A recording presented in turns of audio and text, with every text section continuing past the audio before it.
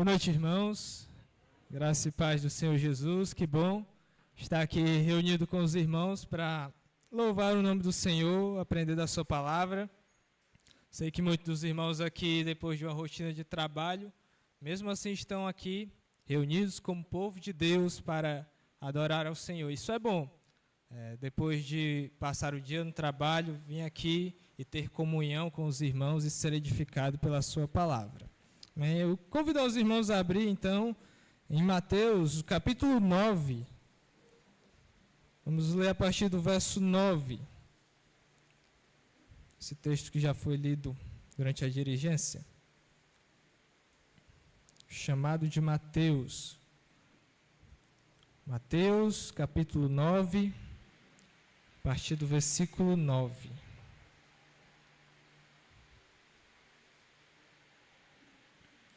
Diz o seguinte: quando Jesus saiu dali, viu um homem chamado Mateus, sentado na coletoria, e disse: siga-me.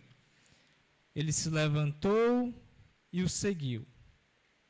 Estando Jesus à mesa na casa de Mateus, muitos publicanos e pecadores vieram e tomaram lugar com Jesus e os seus discípulos. Vendo isso, os fariseus perguntaram aos discípulos de Jesus: por que o mestre de vocês come com publicanos e pecadores? Mas Jesus, ouvindo isso, disse: os sãos não precisam de médico, e sim os doentes. Vão e aprendam o que significa quero misericórdia e não sacrifício, pois não vim chamar justos, e sim pecadores ao arrependimento. Amém? Todos nós temos a nossa história de conversão. Momento em que Cristo Jesus nos encontrou. Andando em trevas nesse mundo, nessa vida, inimigos do Senhor, filhos da ira, o Senhor Jesus nos encontrou em um momento na nossa história. Você que é crente, você desfruta das bênçãos concedidas por Deus Pai, da salvação, da comunhão com Cristo. Eu me lembro bem, no momento da minha conversão, eu não conseguia compreender como o sacrifício desse homem, Jesus Cristo, há 2000 anos atrás, poderia influenciar na minha vida hoje, pagar os meus pecados, me perdoar, me tornar um filho de Deus. Mas eu lembro bem, em uma tarde, no estudo bíblico com meu pai, ele pregou mais uma vez o Evangelho para mim. E naquela tarde os meus olhos foram abertos. E eu compreendi a luz do Evangelho. A luz resplandeceu. E a paz inundou todo o meu ser, porque eu sabia que se eu depositasse a minha fé em Cristo, os meus pecados seriam perdoados. E ali Ele me resgatou. Ele me chamou irresistivelmente. Isso deve ter acontecido na sua vida se você é um crente. O Senhor Jesus convenceu você. Quebrou o seu coração, transformou a sua vida. O Espírito Santo atuou em você para que você se rendesse a Cristo como Senhor. E você caiu aos pés dele, confessando como o seu Salvador. É essa a história de Mateus. É isso o texto que nós lemos. Eu quero destacar aqui uma verdade nesse texto. É que Jesus decide, pela sua graça, fazer com que pecadores se tornem os seus discípulos. Isso foi feito na minha vida e na sua vida como crente. Você se tornou um discípulo de Cristo por pura graça.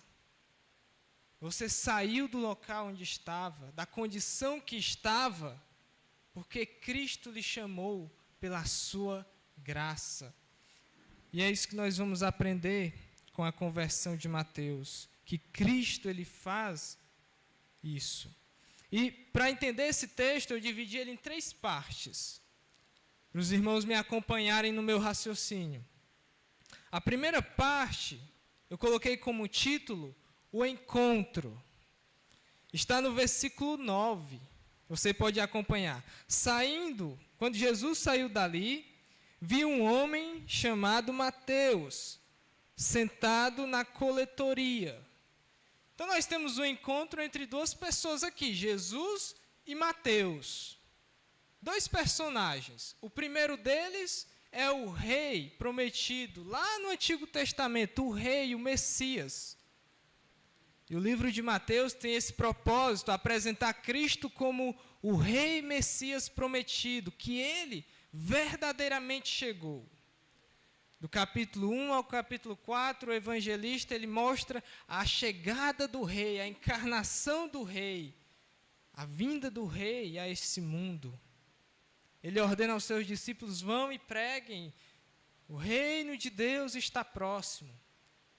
Depois você tem o Sermão do Monte, até o capítulo 8, Jesus vai ensinar sobre a vida no reino. Uma série de ensinamentos sobre o reino, de como viver no reino, a ética do reino. E após isso, então, o capítulo 8, no capítulo 9, se inicia uma série de milagres. Jesus começa a demonstrar seus sinais e feitos poderosos. O evangelista quer demonstrar que depois dos ensinamentos, o reino ele chegou com poder, porque o rei estava ali presente.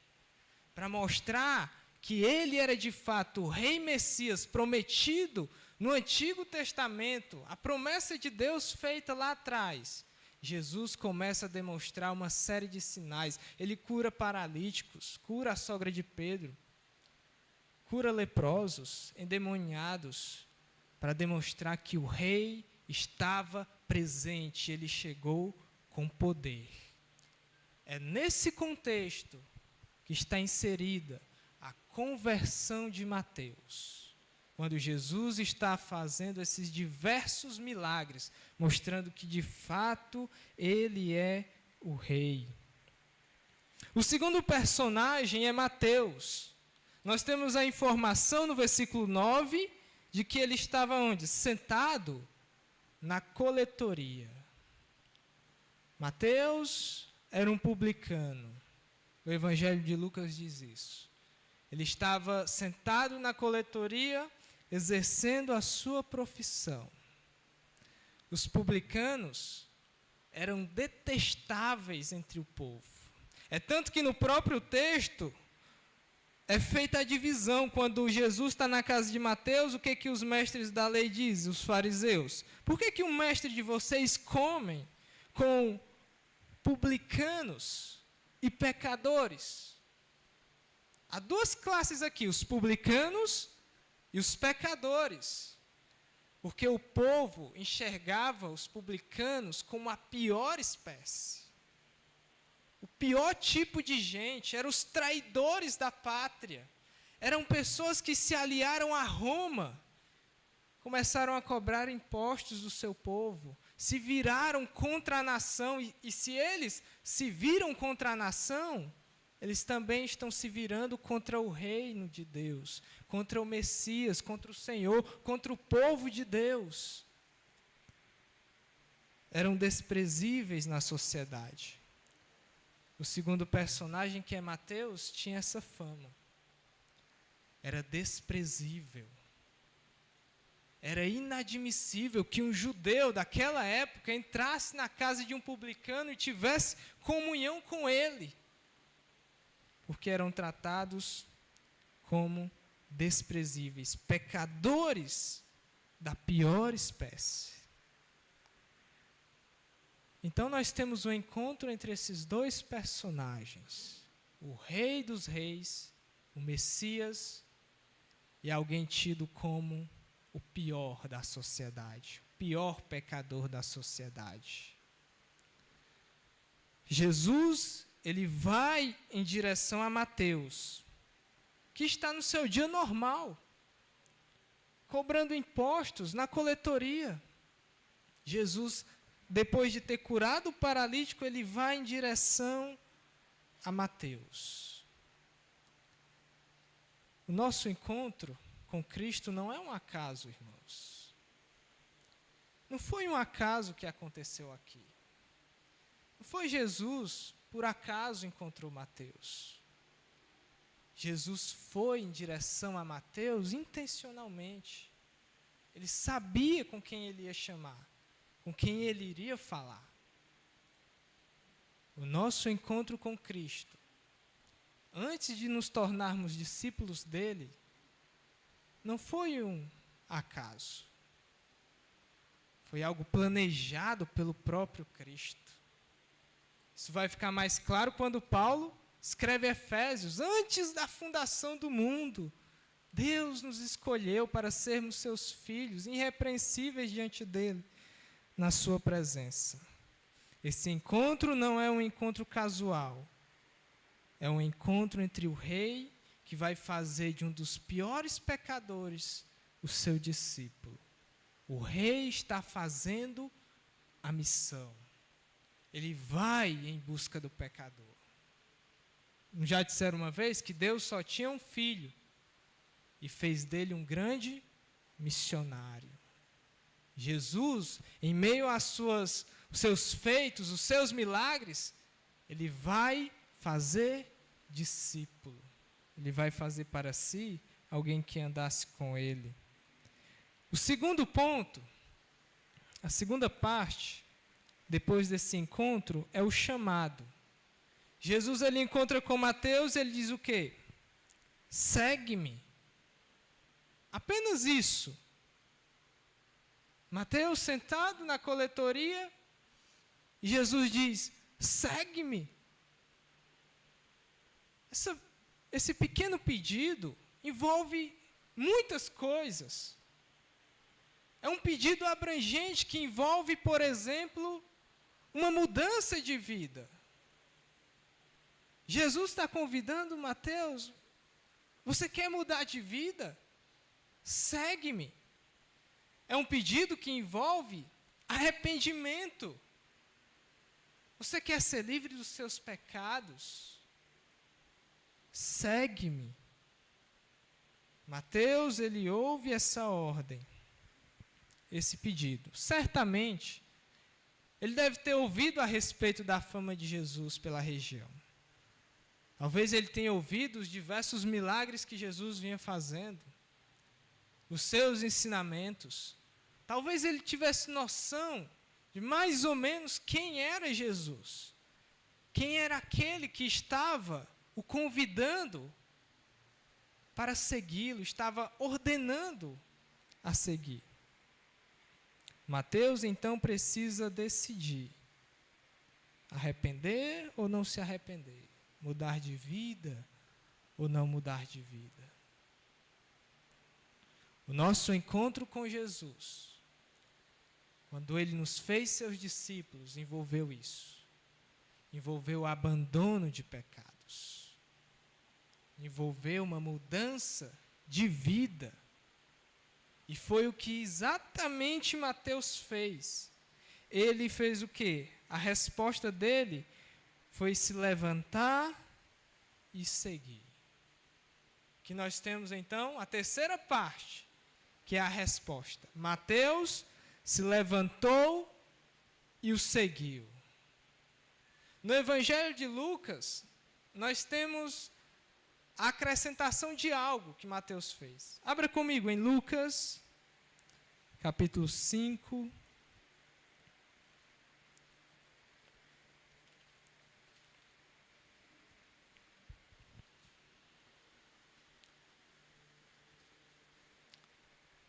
Verso 27.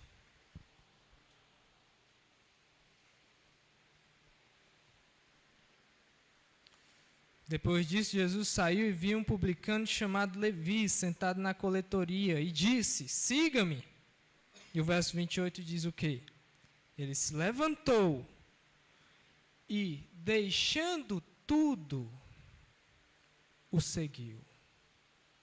3 atos de Mateus aqui. Ele se levanta, ele responde ao chamado, e ele deixa tudo e passa a seguir. Ele abandona o seu trabalho, a sua fonte de renda, os seus negócios, a sua vida normal. Ele abandona tudo isso por causa de Cristo. Meus irmãos, nós, quando nos tornamos discípulos do Senhor, nós já temos que ter em mente que nós abandonamos tudo por Cristo. Que entre Cristo e as coisas desse mundo, entre Cristo e tudo que nós tem aqui, que é oferecido a nós, nós ficamos com Cristo.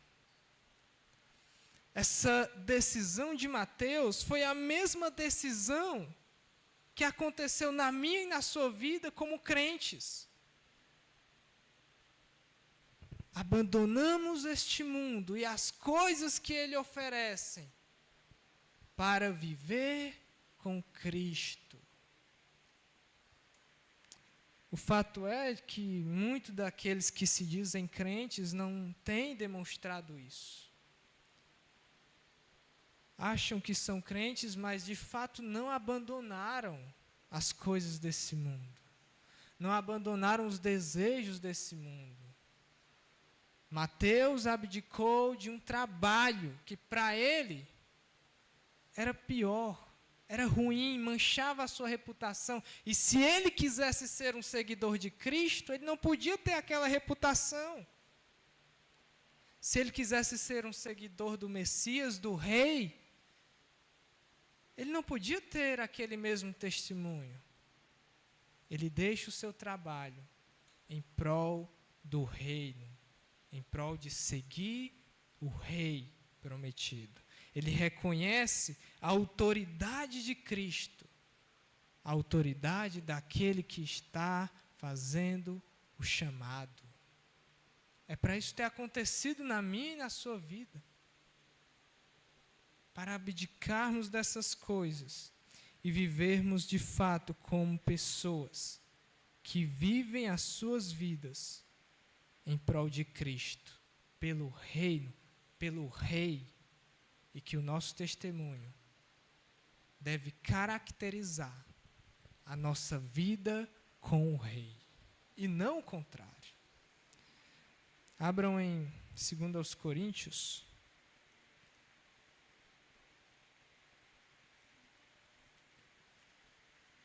Para sustentar essa ideia que eu apresentei, 2 Coríntios capítulo 15, 5, verso 15.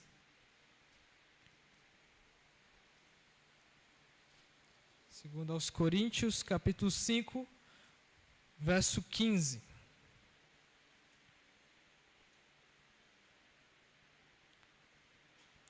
E ele morreu por todos, para que os que vivem não vivam mais para si mesmos, mas para aquele que por eles morreu e ressuscitou.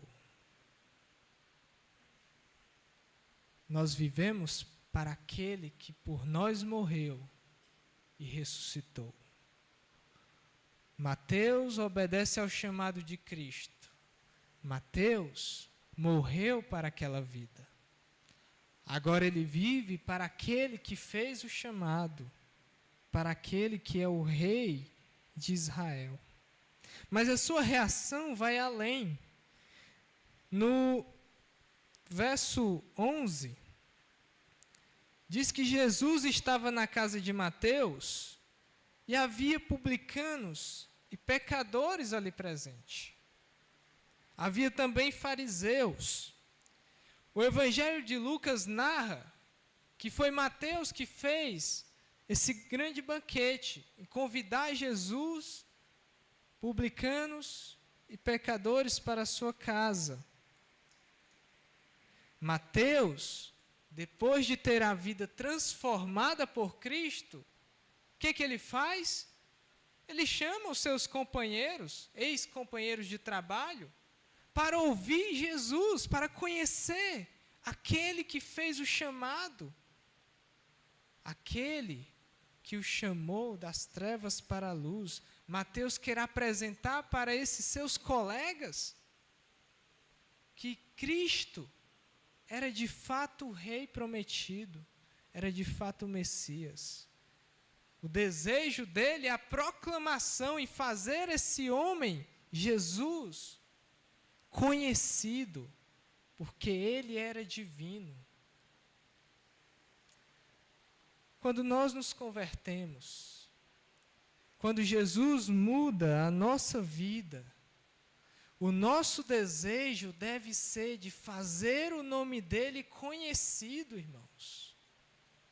Isso nos mostra que a nossa vida deve servir ao Rei, fazê-lo conhecido, participando da missão. Deus nos dá esse privilégio, além de nos converter, de participar da sua grande obra, daquilo que ele faz e está fazendo no mundo, tornando o seu nome conhecido. Você, como crente, você tem esse desejo de apresentar a Cristo para aqueles que não o conhecem. Assim como Mateus fez, eu preciso mostrar para aqueles que estavam próximos a mim, quem é esse homem que é divino, que é de fato o Rei que Israel tanto esperava. Os sinais testificam isso, a sua mensagem testifica isso. Eu preciso mostrar quem ele é. Estavam lá naquela mesa, publicanos e pecadores, com Jesus e seus discípulos. Mas havia também um terceiro grupo, que eram os fariseus. Estavam lá por quê? Eram amigos de Jesus? Não. Procurando brechas para apontar. Os fariseus estavam procurando brechas na vida de Cristo, procurando defeitos, e eles dizem assim: olha, por que o mestre de vocês come com publicanos e pecadores? Será que ele que se diz o rei não sabe que esse pessoal é gente da pior espécie, traidores da pátria, traidores do reino, traidores do Messias? Se ele de fato é o rei, o Messias, deveria saber quem eles são. Por que ele se junta com esse tipo de gente? Jesus é bem claro na sua resposta. Ele diz o seguinte: os sãos não precisam de médico, e sim os doentes. Aprendam, misericórdia quero e não sacrifício, pois vim chamar justos, não vim chamar justos, e sim pecadores. Jesus, ele cita Oséias 6, verso 6. Sabe o que acontecia nos tempos de Oséias? O povo preocupado em fazer sacrifícios, mas não estavam preocupados com a misericórdia. O povo preocupado em ações externas, mas não estava preocupado com ações internas. Ofereciam sacrifícios, mas não chegavam ao Senhor com o coração quebrantado. Jesus fala isso para os mestres, os doutores da lei, os fariseus. Aprendam, misericórdia quero e não sacrifícios. As obras que vocês demonstram exteriormente não valem de nada porque vocês estão preocupados com o exterior e esquecem do interior. Ele veio demonstrar misericórdia. E como ele demonstra isso? Chamando pecadores, chamando doentes. Os sãos não precisam de médico. Os fariseus eram os doentes que não achavam que não precisavam de médicos. Eu não vim para vocês. Eram pecadores que achavam que não tinham pecado, que eram justos e íntegros, mais do que outros. Jesus está dizendo: eu não vim para vocês. Eu vim para doentes. Eu vim para pecadores. Se vocês assim não se consideram, eu não vim para vocês. Ele veio para pessoas como Mateus, que se considerava doente e pecador. Ele veio resgatar pessoas assim que admitiam a sua pequenez e a sua miserabilidade sem Cristo. Que admitiam que sem esse rei não poderiam viver para o Senhor. Não poderiam agradar a Deus. O que essa história tem a nos ensinar, meus irmãos? O que essa conversão tem a nos dizer para nós? Jesus Cristo, como Rei, Ele decide fazer pecadores, os seus discípulos, pela sua graça. O Senhor, como Ele é apresentado no livro de Mateus, é o grande Rei, o grande Messias. Ele não necessitava de Mateus. Ele poderia viver sem Mateus. Mas é pela graça, por misericórdia, que Ele o chama para ser seu discípulo. Assim em nossa vida, na nossa conversão foi isso. Deus continua sendo Deus, mesmo sem nós. Deus continua governando todo esse universo, sem nossas vidas. Mas mesmo assim, Ele decide abençoar pela sua graça, estendendo o seu favor e a sua misericórdia. Ele decide revelar o seu nome a nós, em abrir o nosso entendimento e nos fazer segui-lo. É isso que Ele faz em nossas vidas, é isso que aprendemos com Mateus. Outra coisa que aprendemos também é que Mateus, ele decide seguir o Rei prometido. Quando nós pregamos o Evangelho para incrédulos, nós devemos nos lembrar que nós pregamos para a salvação deles, sim, para que eles creiam, sim, mas para que eles também reconheçam a autoridade de Cristo como Senhor sobre a vida deles. Jesus não é dono de nenhuma vida, não é Senhor para alguém que não o consideram como Salvador. Jesus não é Senhor para alguém que o rejeita. As pessoas procuram salvadores nesse mundo. Buscam salvadores em tudo. Alguém para se apoiar, para se agarrar. Mas esquecem do grande Rei, daquele que tem toda a autoridade. A sua vida mostra que você segue esse Rei. A sua vida demonstra que você segue de fato Cristo, o Rei Messias. Ou sua vida demonstra que, na verdade, Ele não é o seu Rei e nem o seu Messias. Ou sua vida demonstra que, na verdade, o seu Rei e o seu Messias é outro. Se sua vida demonstra que o Senhor Jesus não é o seu dono. Se isso acontece, então você de fato não creu. Você pode expressar em palavras, mas suas ações podem ser diferentes.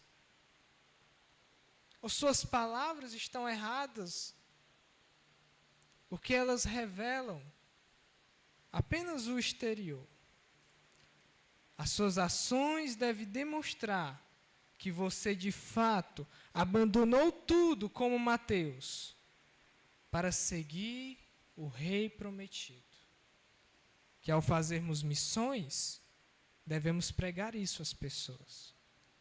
Não apenas apresentar Cristo como Salvador, que é verdade, mas apresentar Ele como Rei, como dono e como Senhor da sua vida, e que a partir de agora você vive para Ele. Que você não vive mais para si mesmo. Que o seu nariz foi comprado. Que agora você vive para esse Rei. Amém? Vamos orar. Senhor Deus amado, nós te louvamos, porque o Senhor nos resgatou, porque o Senhor decidiu nos chamar pela graça para te seguir. E assim como Mateus, ó Pai, nós deixamos tudo para te seguir. Nos faz, ó Deus, viver como seguidores do Rei. Nos perdoa se as nossas obras não têm dito isso. Faz-nos arrepender, Senhor, dos nossos pecados. E nos faz viver para o Rei, para o Cristo. Em nome de Jesus, amém.